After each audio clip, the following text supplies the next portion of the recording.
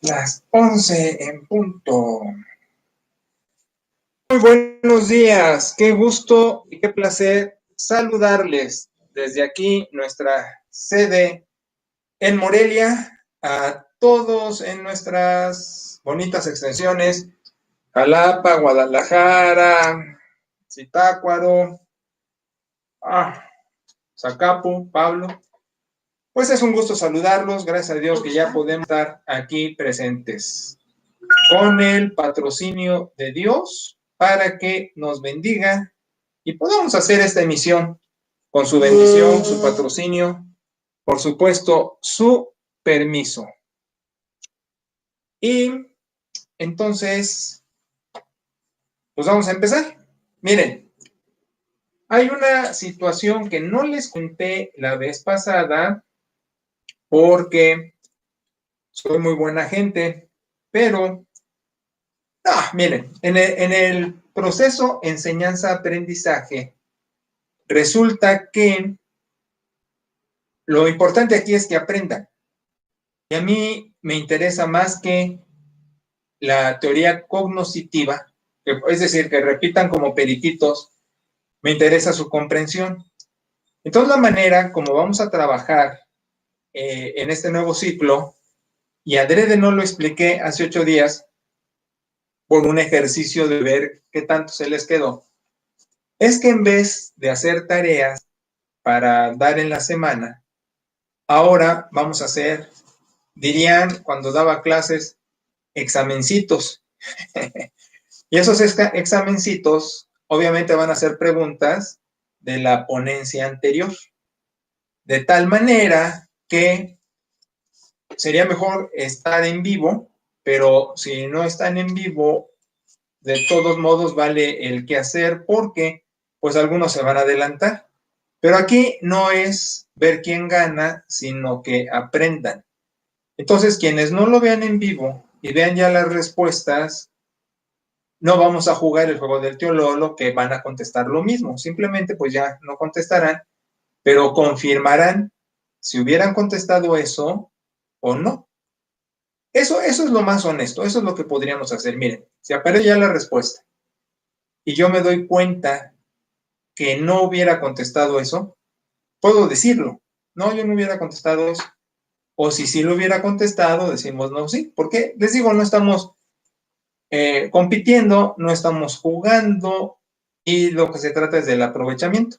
Igual, si ya veo la respuesta y no era lo que yo hubiera dicho, pues aprendo ya viéndola allí. O si tengo una duda porque hubiera dado otra respuesta, pues igual pregunto y así con mucho gusto le contestamos. Entonces, el juego lo vamos a hacer así.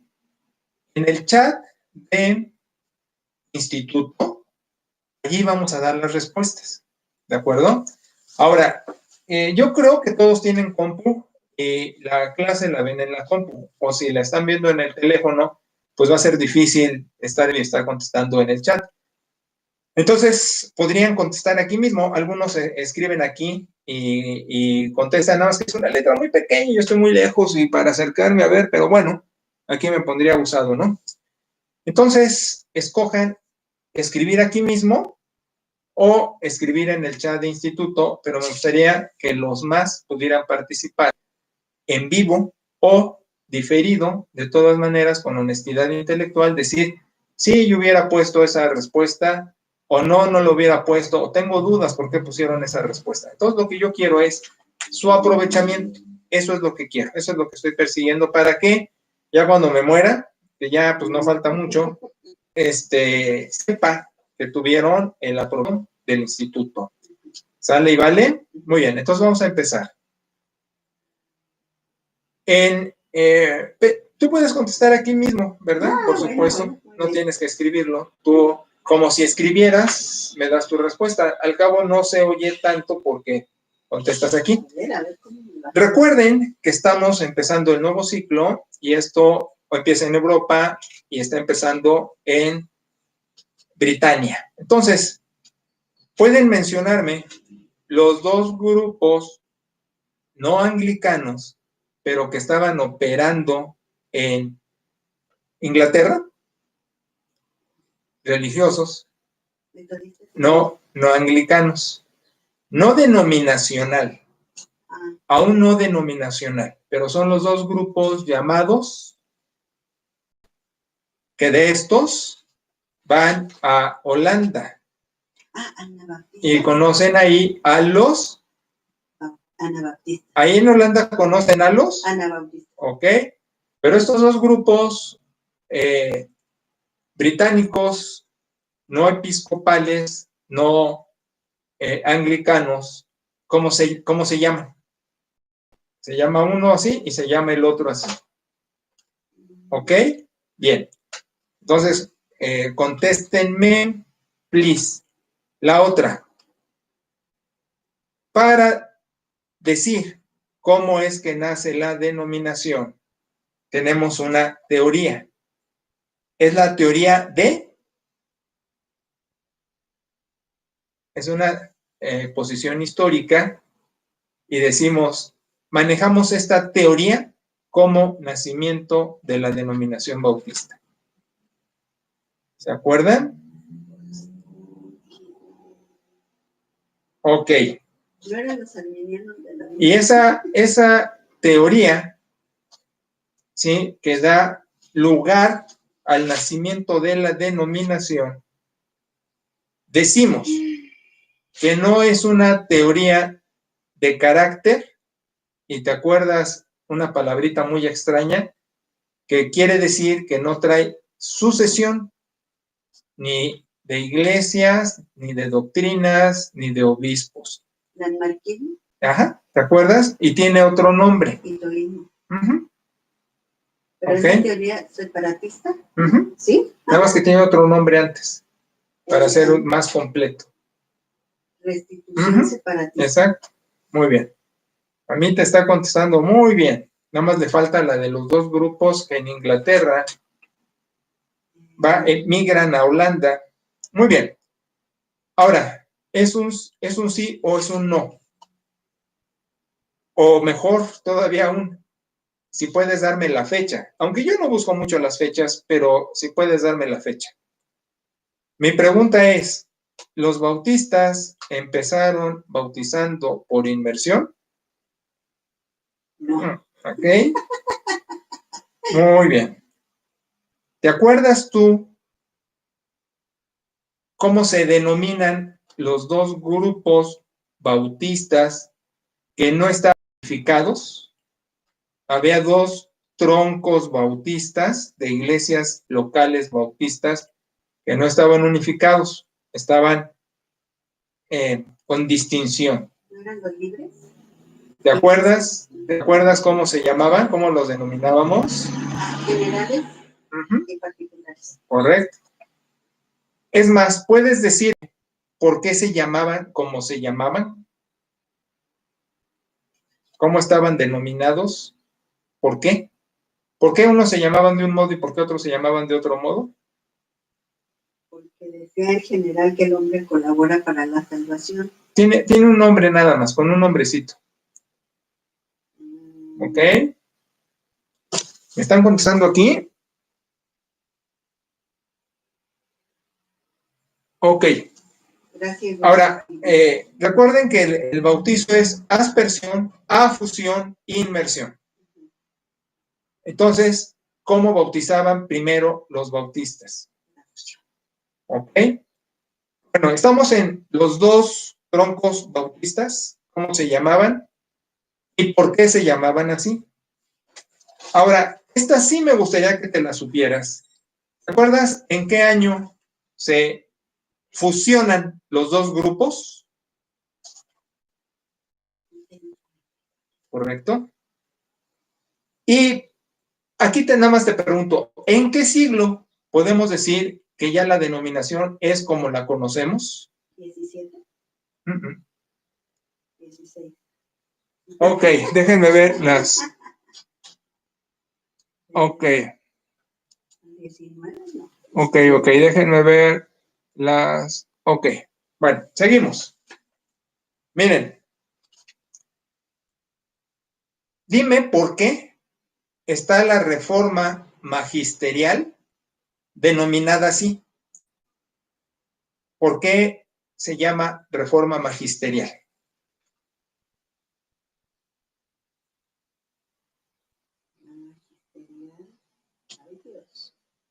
Dime, ¿por qué se llama reforma radical? Magisterial es académica.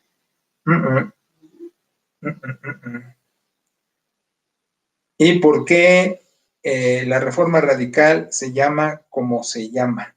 Porque era libre, ¿no? A ver, ¿sí? De todas maneras, la próxima clase, después de sus contestaciones, damos Por el magistrado. Ajá, exacto. Pero es muy diferente a lo que se había dicho. ¿Sí? Le damos un repasito porque lo que me interesa es su aprovechamiento, insisto, ¿ok? Muy bien. Entonces estamos, ¿por qué se llama magisterial? ¿Por qué se llama radical? Ok. Vamos un poco a las denominaciones. ¿Qué caracteriza al presbiterianismo en contenido? No te estoy diciendo en práctica, te estoy diciendo en contenido.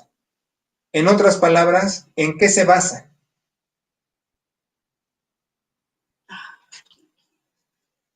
Y lo vimos así como mantequilla en el pancito, pero sí lo mencioné. Tanto el presbiterianismo como el metodismo, ¿de dónde vienen? Una filosofía, una ideología. Te dije, esta manera de pensar hizo que vinieran a darse después el presbiterianismo y el metodismo. ¿Ok? Bueno, lo dejamos ahí. Del puritanismo. Vamos a estar más truchas la próxima clase. Ok, ustedes contesten. Vamos a hacer un repasito y vamos a tener las respuestas. Pues yo creo que de una vez, aunque algunos en diferido lo vean, pues hacen ejercicio con nosotros. Pero la idea es esta. Entonces, miren, vamos. Los grupos de Britania, emanados del anglicanismo, pero que no querían pertenecer a él, se llaman congregacionalistas y se llaman separatistas. Congregacionalistas y separatistas, que son los que van a Holanda. La teoría del nacimiento de la denominación se llama teoría restitución separatista y va en contra de lo llamado hitoísmo o landmarquismo, que es una sucesión de credo y de líder, de obispos y de doctrina. Los bautistas generales, arminianos en su ideología, decían, el hombre colabora para la salvación. Los bautistas particulares, calvinistas, decían, la gracia es irresistible, el hombre no participa absolutamente en nada.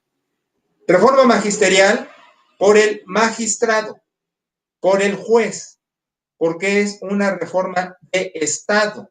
No hay separación política, iglesia, Estado, es lo mismo. Reforma radical, la idea de libertad absoluta, de donde no hay dependencia con el Estado y de donde la iglesia local es 100% autónoma.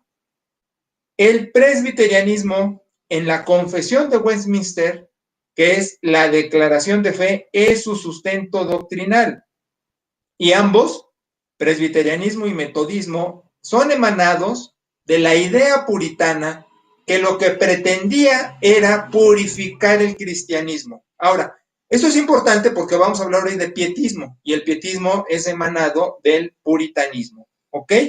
Bueno, vamos a dejarlo ahí. Ok.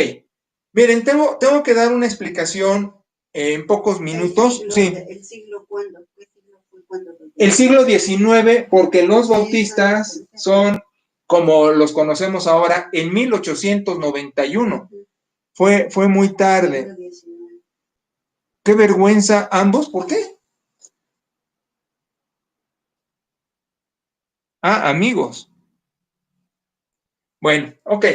Entonces, sino que la misma ponencia les arroje la luz y se queden con la comprensión y es oírla, prestar atención y puntualizar, porque como se dan cuenta, no he hecho tanto verbo que sí lo hago, pero puntualizo los aspectos que deben de quedar en relevancia en sus cabecitas, si no más o menos la idea, ¿sí? Que con eso ya tenemos el aprovechamiento. Entonces vamos a hacer ese ejercicio semana tras semana, ¿de acuerdo? Ok. Bueno, entonces, buen trabajo muchachos, los agarré en curva, era mi intención, nada más era ver qué tanto el espectro de la conferencia pasada queda en sus mentes. Y voy a prestar más atención para ser más cuidadoso con eso. ¿De acuerdo? Ok, bien. Déjenme darles una breve explicación de qué sucedió esta semana en el chat de instituto. Empiezo diciendo que Lalo es una buena persona. Lo amamos, estamos contentos que esté en el instituto, gracias a Dios por eso. Lalo es un buen tipo y me gusta que esté en el instituto. Muy bien, ¿qué sucedió? Hay un par de cosas por lo que pasó. Primero, y eso se remonta a muchos años atrás, quizás Perita lo sabe, quizás no, creo que se lo conté, no me acuerdo. La historia es esta. Los estadounidenses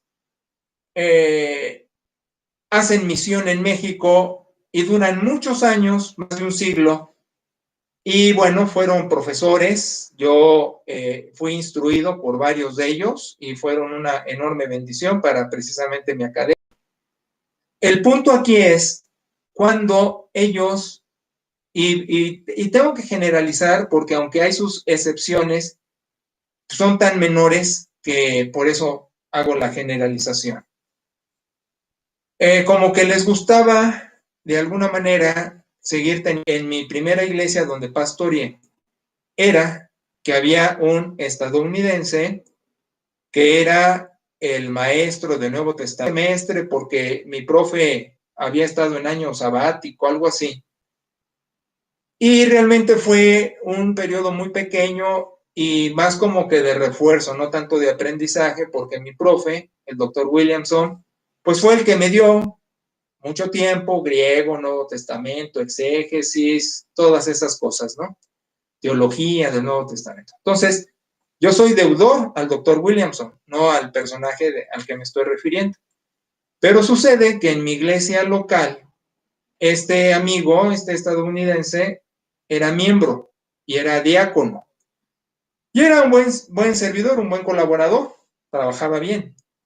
El problema fue que después él llega a ser director del seminario con todo nuestro apoyo y hubo un momento en que la cuestión de mi docencia estuvo en entredicho porque yo manejé el asunto como conclusión de mis clases, que ya era hora de que no fuéramos campo misionero, pero jamás lo dije en el aspecto negativo, sino en el positivo que yo dije, hasta los estadounidenses me van a aplaudir, pero fue al revés, mi intención era buena, el asunto fue que no medí que no querían salir de México, creyendo yo que el que hace misión llega, planta, siembra y ya después crece y se va y a otro lado y ya los que quedan luego hacen misión.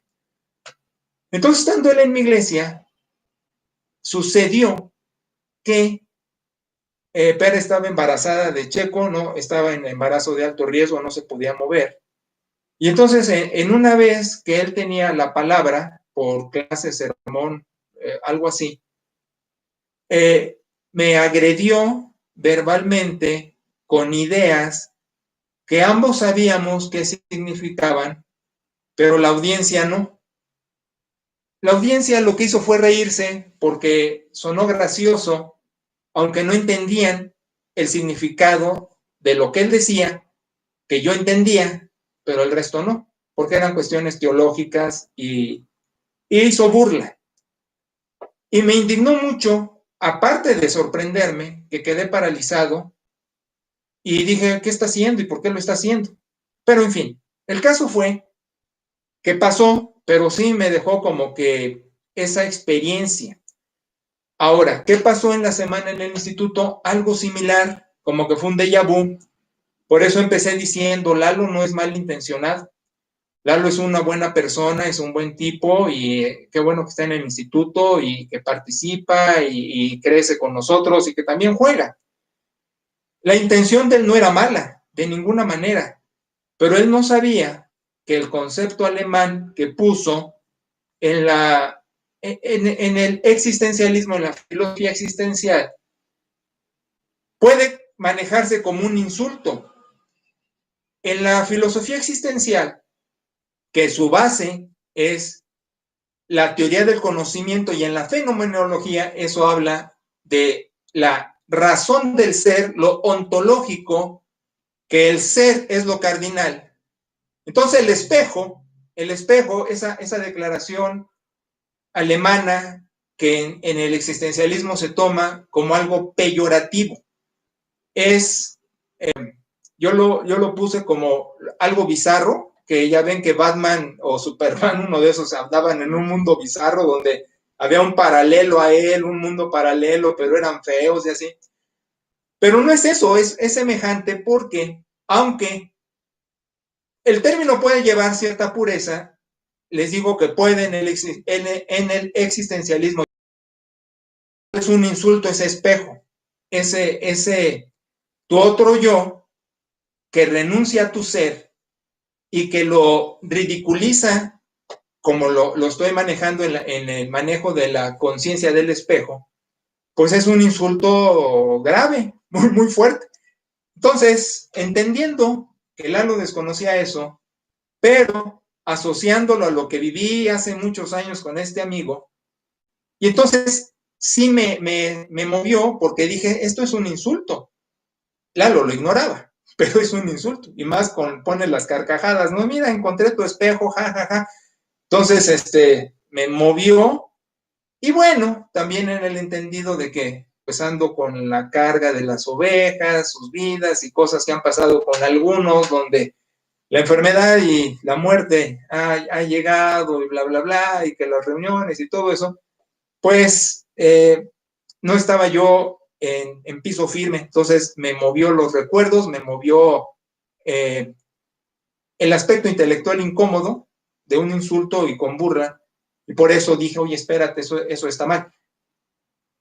Insisto, sobre la ignorancia de Lalo, es el asunto de manejar términos que desconocemos, sus raíces profundas, y más que eso, su manejo en las cuestiones de las ideas, de la filosofía, incluso de la teología, y que pues puede llevar pues muchas cosas que no entendemos y que manejamos de una manera ligera por no comprenderlo. Entonces, como puse en el chat, yo pasaba ya de largo sobre eso, ya, seguimos adelante, pero Lalo tuvo la gentileza de decir, bueno, sabes que esto no ocurre otra vuelta, que no quiero decir que no juegue, que no haga bromas, etcétera, pero yo dije, adelante, gracias, etcétera, y seguimos, nada más fue una explicación de qué pasó, porque debieron haberse sorprendido,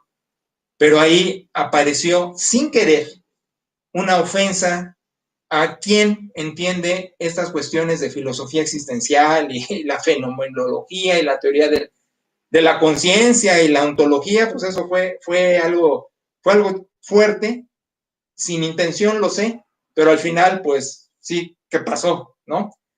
Y bueno, y nuestro instituto sigue caminando adelante. Mi intención es, ¿por qué te quedaste preocupada? ¿Te acordaste de Garrett? Sí, no sabía eso. Ok. Y ya superado, pues seguimos nosotros adelante. Y mi intención es que conozcan términos y el manejo de estos en la historia del pensamiento, precisamente, pues para tener esa documentación y esa formación. Es una de las razones, Perita se pregunta, bueno, ¿por qué Sergio no está tan relacionado con los estadounidenses? porque después de mi salida del seminario, por la rivalidad, que al final las clases de su servidor, por la gracia de Dios, tuvieron popularidad, de donde dijeron que sea mejor Sergio, nuestro docente, que los americanos. Entonces eso llevó a distintas posiciones, de donde me di cuenta que en su corazón, que la intención era ayudar a México a crecer en evangelio, en academia y en muchas cosas, pues en la gran mayoría la idea americana, estilo Trump, es la que prevalece, ¿no? Domino. Y aunque, por ejemplo, Trump ahorita está llevándose sus juicios y muy mala fama, decimos, es que nada más es él. Mi asunto, porque ustedes han conocido otros misioneros americanos, pero mi asunto es que de mayor o menor grado todos traen un poco de ese virus y alguna vez sale más a flote y contagia más fuerte que otras veces. Entonces, pues eso fue el movimiento. Perita lo ignoraba porque, como Ramón del Domingo, esto de la reconciliación, pues yo busco vivir reconciliado permanentemente, ¿no? Con la vida, con todo, porque ahora que estamos en tiempos de guerra, y que hay, como en la guerra, en esa metáfora, hay muertes injustas, sorpresivas, pues hay que estar reconciliado para todos lados porque no es fácil el presente. Bien, entonces vamos a nuestro quehacer. Ok, entonces, ¿qué más me pusieron aquí? Ok, más o menos contestaron, pero abusados para la siguiente. Ahora, todo lo que hemos hablado no es materia de reflexión, simplemente es pues un preámbulo, ¿no? Y vamos a aprovechar los minutos que nos quedan de clase. Vamos a hablar de lo que fue las guerras de religión.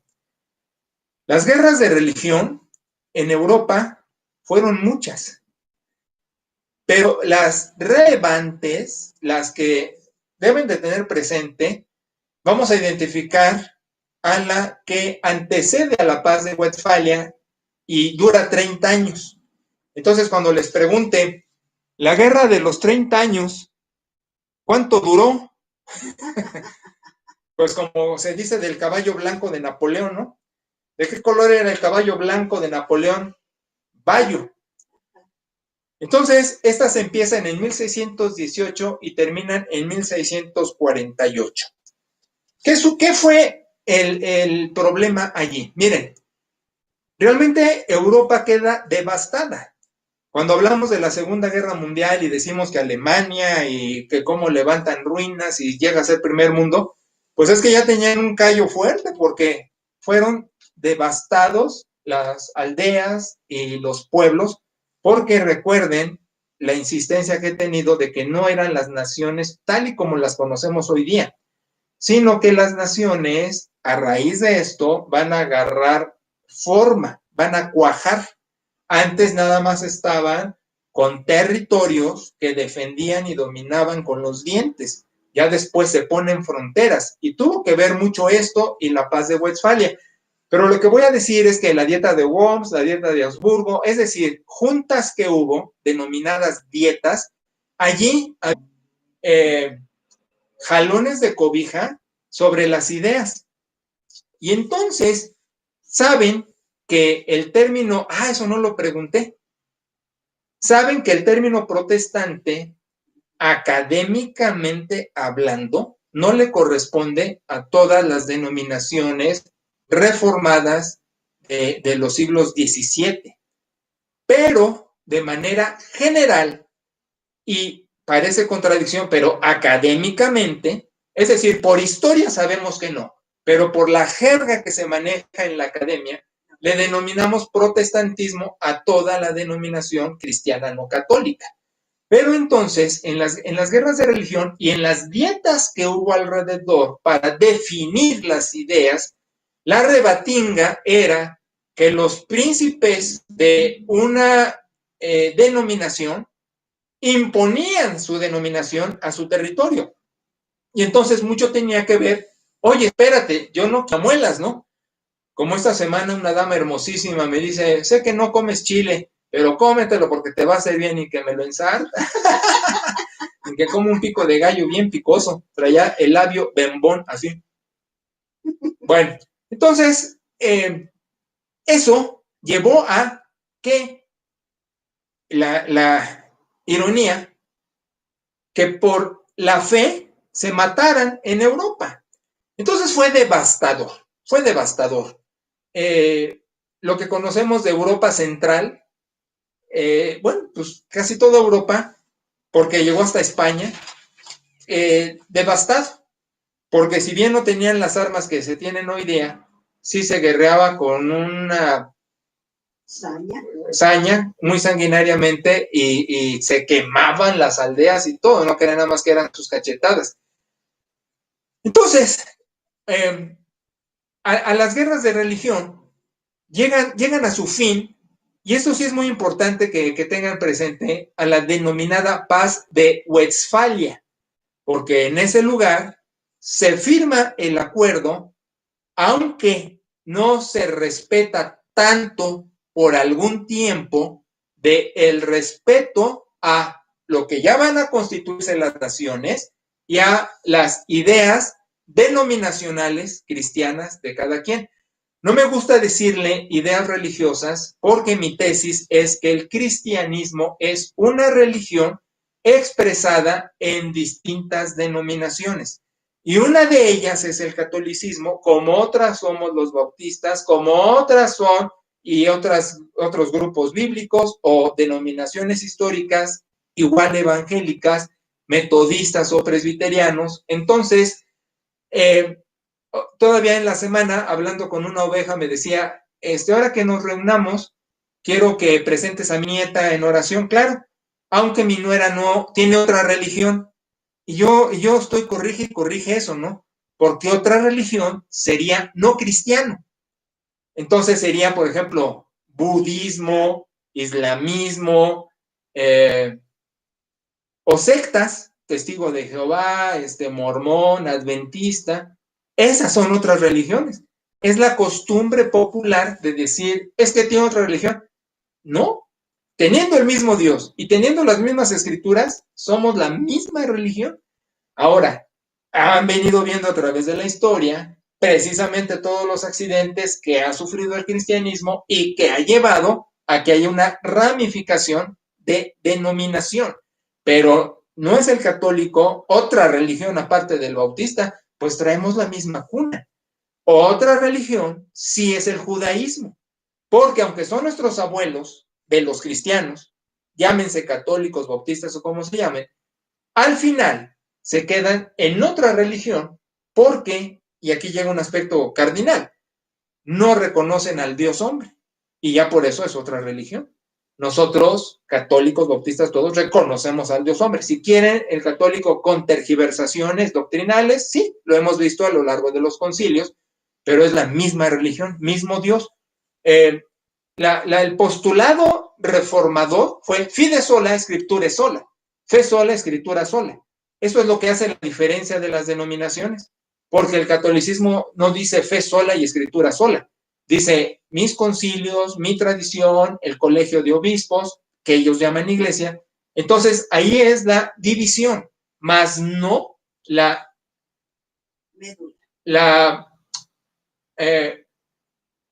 separación absoluta como religión, porque tenemos mismo Dios. Y vuelvo yo a insistir mucho en esto. ¿Hay católicos salvos? Sí. Aunque no se predique el evangelio desde las escrituras como debería, de todas maneras, el que voltee y le diga a Jesús, hijo de, si tú crees que Dios le levantó de los muertos, serás salvo. Si tú dices, Jesucristo es el Hijo de Dios y murió en la cruz y lo creo, si no levantó la mano en un culto evangélico o cosas así, pero dice, yo sé que Jesucristo es mi Salvador, ¿qué vamos a decir? ¿Qué vamos a decir en la parucía? No, tú no entras porque ibas a capillas, a parroquias, no a edificios de denominación histórica. Bueno, ¿tú crees que en el cielo, como un estadio, va a haber bautistas y nada más se van a llenar de bautistas? ¿Qué no sabes que va a haber las cartas últimas del Nuevo Testamento? De toda nación, de toda raza, una multitud que no se puede contar. Y luego le digo a los que son más así, ¿no? Le digo, ay, ojalá te toque, en medio de un católico persinado que se esté nada más arrodillando con su rosario y de un pentecostal gritón y que haga fiesta y que se pare de manos para que veas cómo es la adoración en el cielo. Bueno, pero eso es rencoroso y no va. Bien, entonces, después de hablar de esto, de las guerras de religión y su sadismo, tengo que decirles también que toda la cuestión que se está viviendo afecta a todos, porque va a surgir la contrarreforma. ¿Qué es la contrarreforma? Es precisamente lo que hicieron los reformadores magisteriales y radicales, pero desde el lado católico. Y la contrarreforma llevaba dos direcciones. La idea de purificar la iglesia, y por iglesia hablo de la denominación católica, pero también guerrear contra las denominaciones no católicas. ¿Y cómo se da esto? Miren, pasa con Íñigo Loyola, mejor conocido como Ignacio, pero su nombre es Íñigo. Este amigo tiene una historia muy curiosa y me gustaría platicárselas, pero el asunto es este, miren. Le pasa como a Lutero o a Calvino. Y les he dicho, el individuo es un accidente. ¿Por qué? Porque la idea va a llegar y ¿a quién le toca? Al que va pasando. Al que va pasando y se presta. Por ejemplo, viene un tsunami y arrasa. ¿Quién se salvó? El que se agarró de la roca, el que flotó, el que... Entonces decimos, no es el héroe del tsunami, fue quien en el accidente del tsunami la libró. Eso es con las ideas. Es que a mí no me gusta que haya héroes, es que la historia no los tiene, porque el hombre al final solo es un personaje de su tiempo. Y el que se agarró del tronco fue el que la libró, pero pudo haber sido cualquier otro. Entonces, Lutero, Calvino, Zwingli, Wesley, Smith, del lado de los congregacionalistas bautistas, Íñigo Loyola, se subieron a la azotea en el tsunami, por eso les tocó que la libraran. Porque antes de Loyola, como antes de los mencionados, los movimientos ideológicos ya estaban. Es el tsunami, son las olas de ideología, porque el mundo no se está quieto. Si quieren el pensar atrofiado, si quieren el pensar dogmático, si quieren el pensar liberal, si quieren el pensar como quieran, pero el mundo no está quieto. Y entonces los que surgen y flotan son los que decimos, es que este lo hizo. Loyola no lo hizo, Lutero no lo hizo, Calvino no lo hizo, ya venía. Fueron los que se asomaron y estuvieron en el techo cuando estaban las olas, ¿ok?